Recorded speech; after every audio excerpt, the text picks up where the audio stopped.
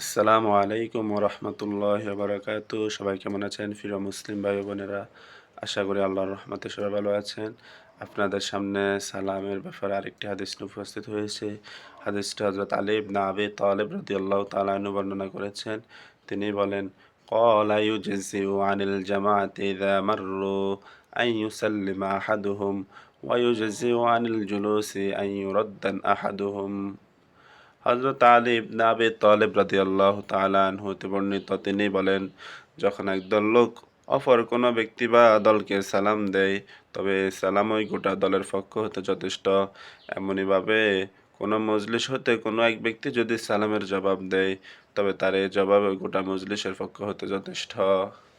অর্থাৎ এই হাদিসের মধ্যে রাসূলুল্লাহ সাল্লাল্লাহু আলাইহি সাল্লাম বুঝাতে চাচ্ছেন, যখন আমরা অনেকজন লোক একসাথে রাস্তা দিয়ে হেঁটে যাচ্ছি, মানে আমাদের একটা দল যাচ্ছে, তখন একজন লোক যদি বসে থাকে রাস্তার মধ্যে, ওই লোককে দল থেকে একজনে সালাম দিলে ওই দলের সবার থেকে সালাম আদায় হয়ে যাবে।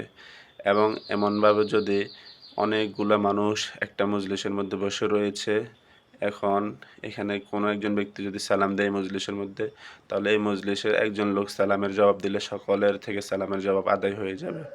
অর্থাৎ অনেক সময় দেখা যায় আমরা মসজিদে অনেকজন লোক রয়েছি, কোনো একজন ব্যক্তি মসজিদে প্রবেশ করলো, এক সালাম দিল, তখন ওই মসজিদ থেকে যদি একজন লোকে সালামের উত্তর দেয়, সকলের থেকে সালামের উত্তর আদায় হয়ে যাবে।